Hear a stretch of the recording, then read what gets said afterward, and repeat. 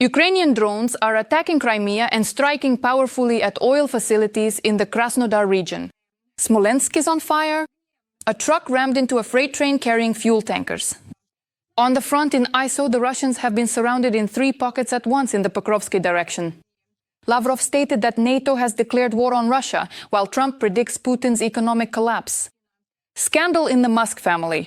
Elon's father is accused of sexually abusing children. In Russia, after 9 months in a coma, the well-known propagandist Tigran Keosayan has died, and Putin's niece has taken up the military upbringing of Russian families. Hello, my name is Anastasia Dmitrovskaya, and right now, here are the main headlines at the start. Please like this video and subscribe to our channel so we don't lose touch with you on YouTube. These days in Russia, things are very unsettled. In this video, you can hear the air defense systems working again in the Bryansk region.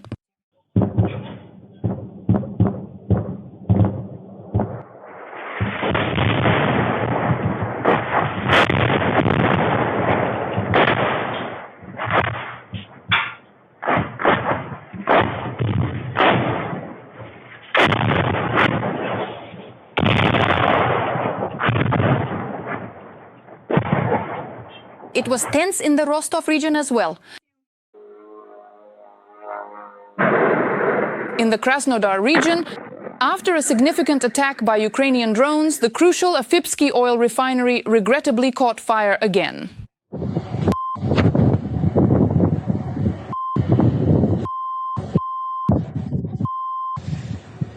And this video is from the Moscow region.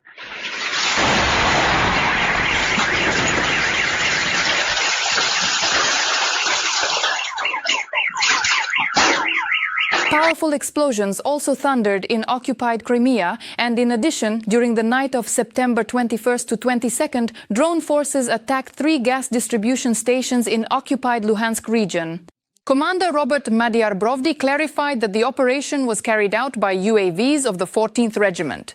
According to him, one of the gas distribution stations supplied gas to the Luhansk TPP, which, after the attack, was forced to switch to coal mode.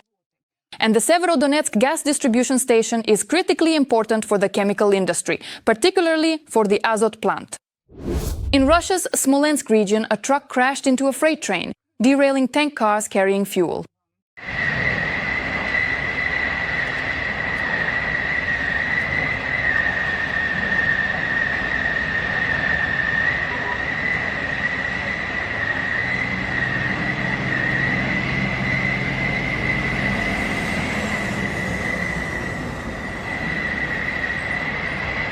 Preliminary reports indicate that the truck driver entered the railway crossing just as the train was approaching. The train engineer tried to make an emergency stop, but there wasn't enough distance. Oh my gosh, damn. I think it was definitely the large heavy-duty truck that got significantly impacted, or perhaps, more precisely, it was probably just the extensive semi-trailer section of the vehicle that sustained the hit. So, that's what I believe happened. As a result, according to preliminary information, the locomotive and 18 cars derailed.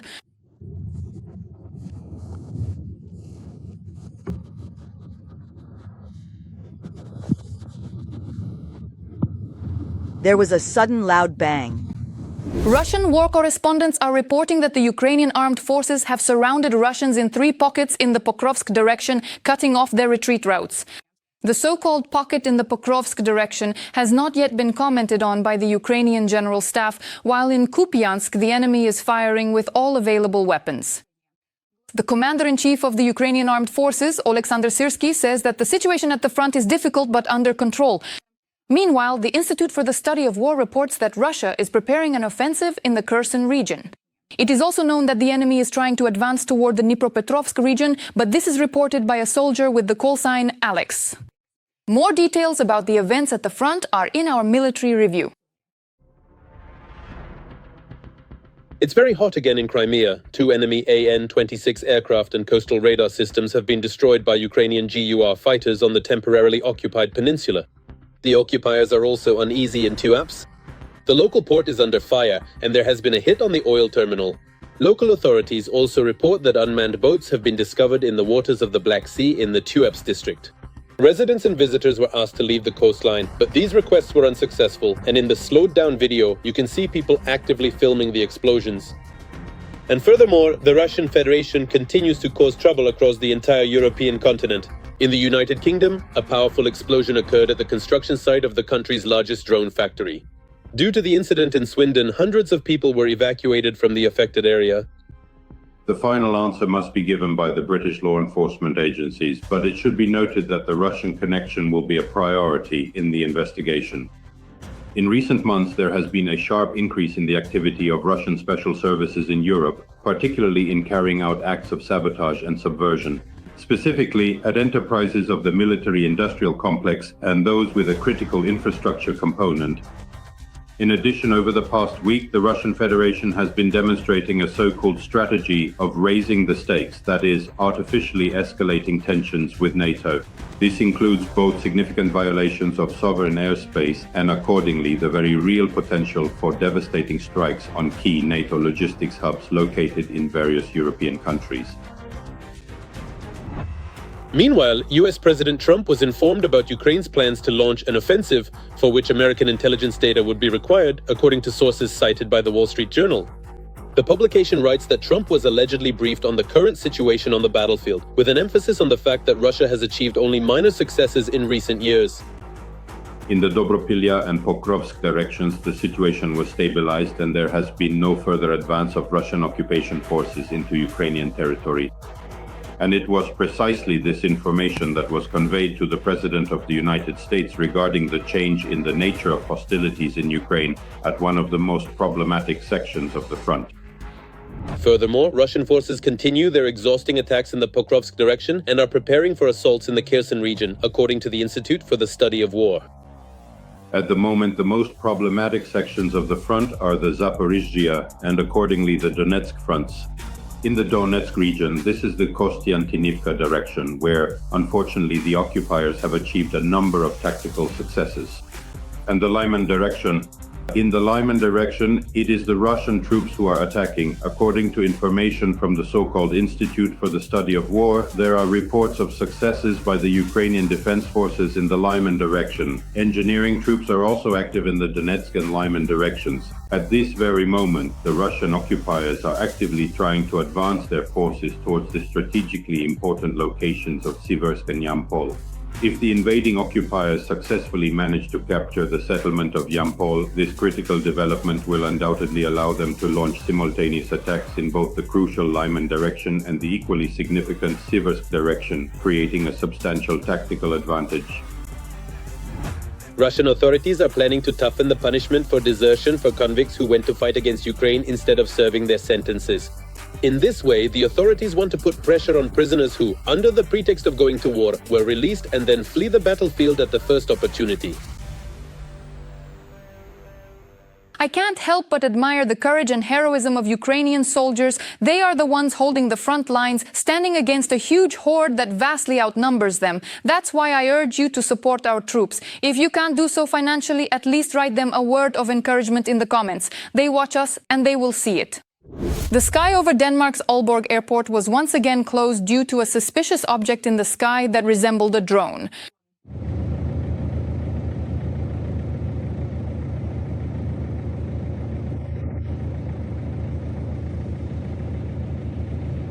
According to the police, the area was thoroughly inspected, but no drone was found, after which the airport was reopened. It should be noted that this is already the third such incident in Denmark in the past 3 days. Russian military ships were also spotted at the border of Denmark's territorial waters, according to local police. Meanwhile, an American E-3 Sentry airborne early warning and control aircraft has been patrolling the skies over Alaska for the second night in a row, monitoring the flights of Russian aircraft in Alaska's air defense identification zone. France has also come under the crosshairs of drones. It is known that unidentified drones recently circled over military facilities in Mourmelon-le-Grand. Meanwhile, Bloomberg reports that at a meeting in Moscow, a Russian diplomat told European envoys that Russian air incursions into Estonia were a deliberate response to Ukrainian attacks on Crimea.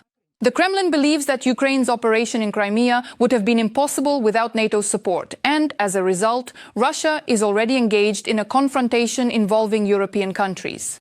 Meanwhile, NATO has stated that they will shoot down Russian aircraft if there is a threat to people. In other cases, they will escort them. In addition, the alliance stated that Hungarian fighter jets intercepted 5 Russian military aircraft over the Baltic Sea, 3 MiG-31s, as well as Su-30 and Su-35 fighters, which flew over the Baltic Sea near Latvian airspace. The head of the Russian Foreign Ministry, Sergei Lavrov, stated that in this way NATO has declared war on Russia. Through whose hands NATO and the European Union want to declare and have already declared a real war in my country and are directly participating in it. In response, the Secretary General of the alliance, Patriot, called on people to ignore such outbursts from Lavrov. Lavrov has been the Minister of Foreign Affairs of the Russian Federation since the time of Jesus Christ, and nothing useful has ever come out of his mouth. It's not worth paying too much attention to him. About how Russia is provoking NATO countries. Coming up next. A professional actor's performance. That's how Denmark's Minister of Defense, Troels Lund Poulsen, described the drones that are literally terrorizing the country's airspace. Denmark has already recorded 2 incidents involving unidentified UAVs. And the week isn't even over yet. On the night from Wednesday to Thursday, drones violated the airspace over Aalborg Airport and the airfields in Visberg, Sonneberg and Skrydstrup. The Danes had to close runways, cancel flights and reroute planes. Media reports say that the drones not only disrupted the operation of infrastructure facilities, but were also snooping around military sites. At Danish Air Force bases, at the Elite Special Operations Forces unit, and at the maintenance bases for Danish F-16 fighters, the Ministry of Defense confirmed the incident. Drones were detected at several military sites, for example, at the Skrydstrup Air Base and at the barracks of the Jutland Dragoon Regiment in Holstebro. For operational security and investigative reasons, the Danish Armed Forces do not wish to disclose the full list of military sites where UAVs have been detected. Previously, unidentified drones circling over Denmark's capital disrupted the operation of the country's largest airport. After that, they flew on to Oslo. The international community began to point fingers at the Russians. Their embassy in Denmark responded to the inquiry by saying that the disruption of Danish airports is a staged provocation, and the Russian side categorically rejects the absurd speculation about its involvement. Meanwhile, in the area of Kenensberg, which is known as Kaliningrad on modern maps, another incident occurred involving an attempt to interfere with an aircraft's GPS system. This was reported by the Spanish publication Democrata. It was on this flight that the country's Minister of Defense was present. The incident, which aimed to disable the GPS of the military aircraft, had no consequences, as the plane was equipped to receive signals from a military satellite. Along with the minister, family members of Vilkas unit servicemen and journalists were also on board. Robles' agenda included a meeting with the Lithuanian Minister of Defense aimed at strengthening cooperation with NATO and While law enforcement and emergency services in Scandinavia and Europe are busy investigating the appearance of mysterious objects in their skies, as well as dealing with dozens of calls reporting unidentified drones, in the UK, authorities are trying to determine the cause of a fire in the city of Swindon. The explosion was accidentally caught on a dashcam. The incident occurred in the Groundwell industrial estate. Media reports state that the premises where the incident took place were rented by a printing company. The explosion, followed by a fire, was so powerful that emergency services had to evacuate residents from nearby houses. There are a huge number of videos online showing a massive pillar of fire.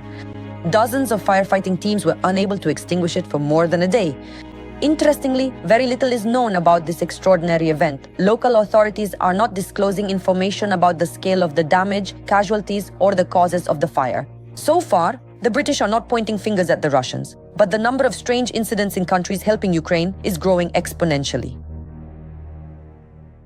Reading the comments under previous episodes, I see that many of our viewers are from Kazakhstan, Moldova, Europe, and even the States. We Ukrainians are very grateful for your support and proud to have such a reasonable audience. Let us know in the comments under this episode as well where you are watching us from and whether your country supports the fight against the empire of evil. I always enjoy reading your comments, and while I do, let's continue because the most interesting part is still ahead. This war should come to an end. If it were our war, we would have finished it in a week. Yes, that's actually a direct quote from Donald Trump. But the rhetoric from the White House leadership regarding the war between Russia and Ukraine has once again changed rather sharply. Trump directly stated that the Russian economy is practically collapsing.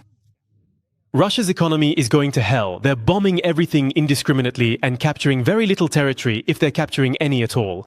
In fact, they're actually losing some territory. This war should come to an end. And what do you think? Will this change in rhetoric last for a long time? The Kremlin is confident that Russians are ready for additional burdens amid the VAT increase. Putin's press secretary Dmitry Peskov stated that the president's support is high and the economic burden is balanced and supposedly predictable. Let me remind you that Russia's GDP is growing by only 1% this year and 1.3% next year. What does this mean for ordinary citizens? Let's break it down in our report. A better life. Putin promises Russians a bright future at every opportunity. Everyone will be satisfied in this regard. Everyone will get everything they are entitled to. He continues to insist that the country is developing despite unprecedented sanctions and pressure from the Western world. Overall, the situation is stable and reliable. But that's just talk. In reality, Russia's situation is anything but stable, and daily the standard of living keeps getting worse. I can hardly add really much anything new here at all. What else is there to add? That with your policies, you're leading the country into an abyss. Putin is standing on the brink of an economic catastrophe. This year, GDP will grow by only 1%, and next year by 1.3%. That's the updated forecast from the Ministry of Economic Development. In fact, the government has admitted what other experts have been saying. Rapid economic growth is a thing of the past. Ahead lies extremely slow growth. The problem for Russia is as follows. It is financing the war. How is it financing the war? At the expense of the budget.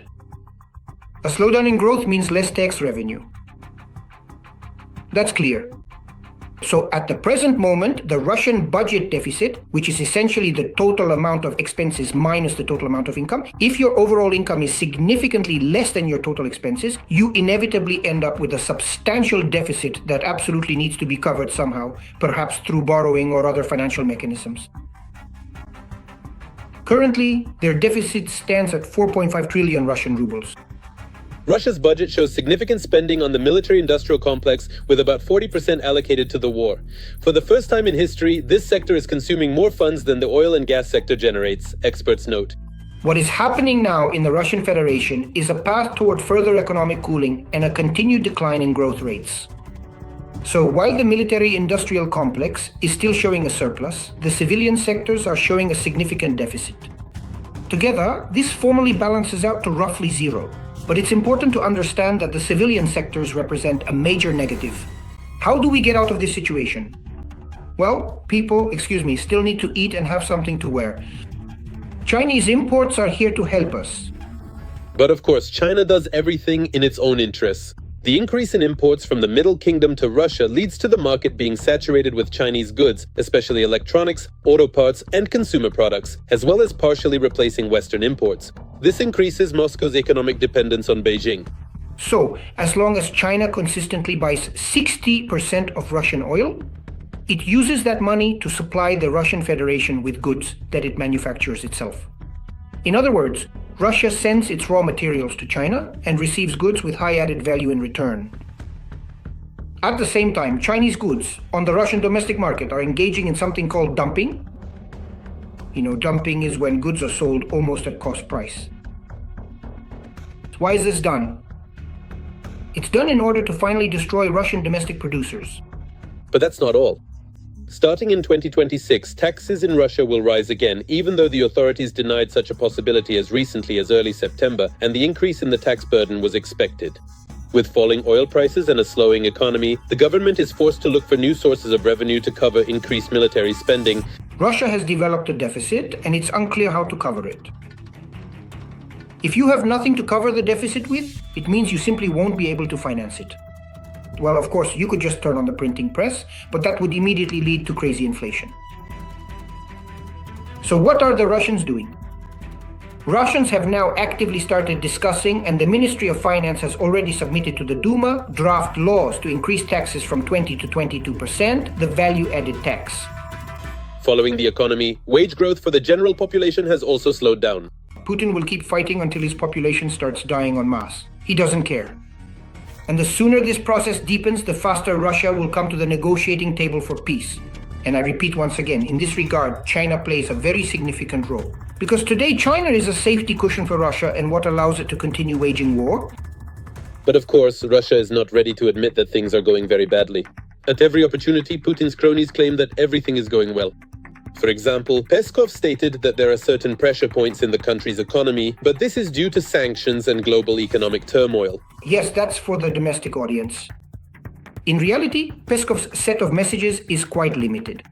It's hard to imagine that Peskov would say, yes guys, everything is bad, we're shutting down businesses, let's grab our bags and get out of the country. Can you imagine Peskov saying something like that? No, he says everything is fine. So basically he just repeats what In reality, the Putin regime is getting weaker by the day, depleting resources and losing support within Russia. In reality, the Putin regime is getting weaker by the day. Every voice matters. Join our community, support independent journalism and help us bring you the truth from Ukraine. Become a member of Ukraine Today. Join us now. Russia isn't complaining, the authorities just shrug their shoulders. Or how the Kremlin continues its attempts to rein in the fuel crisis that erupted after Ukrainian drone attacks on oil refineries across various parts of the country.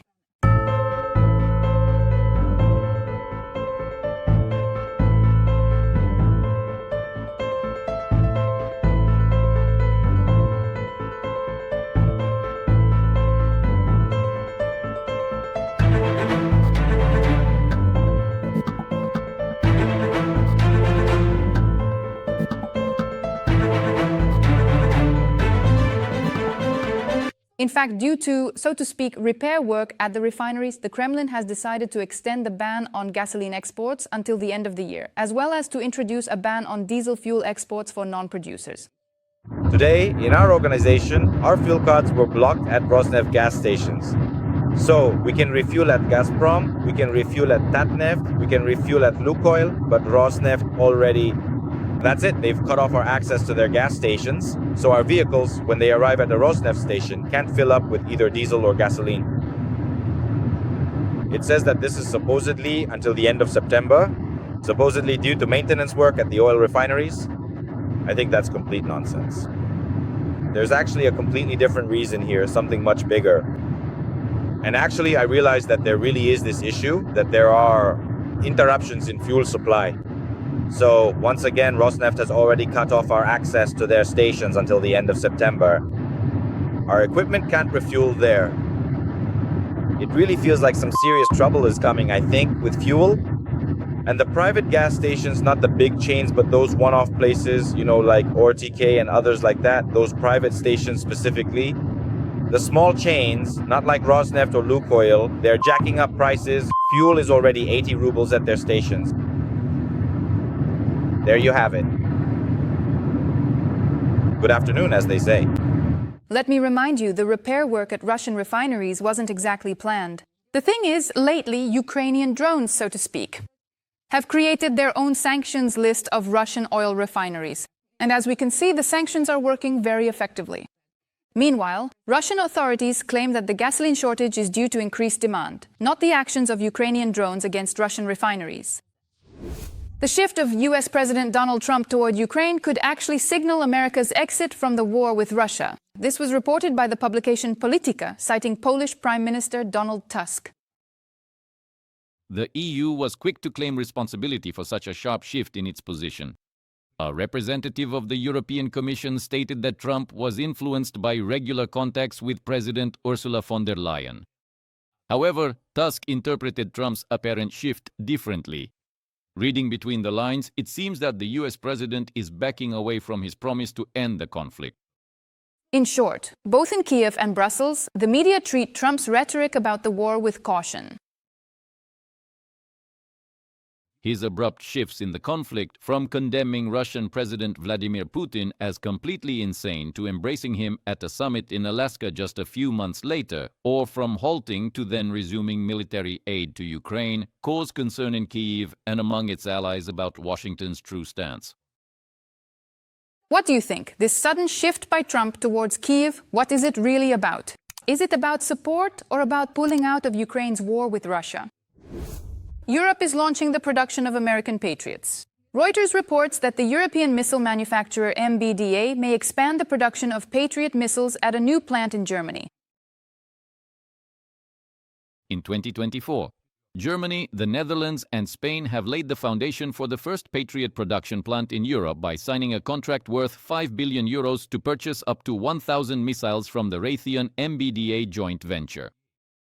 The missiles will be produced at a new facility in Bavaria, southern Germany, the construction of which will double the world's capacity for producing PAC-2 missiles, which have been upgraded to intercept tactical ballistic missiles.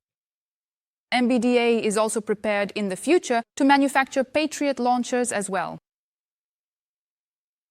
When asked whether MBDA would produce Patriot launchers in the future, Gottschild replied that MBDA has the technical expertise, since it previously managed the maintenance of the launchers.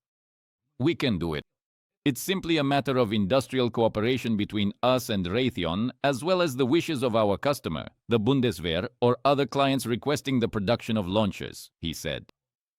The company stated that they plan to start missile production at the end of 2026 in order to ensure the first delivery already at the beginning of 2027, whereas Ukraine will begin exporting its own drones as early as this year. This was announced by the President of Ukraine, Volodymyr Zelensky.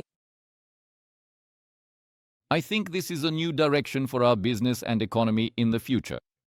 There are about 30 major companies that are ready to be partners. And I think that this year we will open the export of our new technologies only to those countries we can rely on.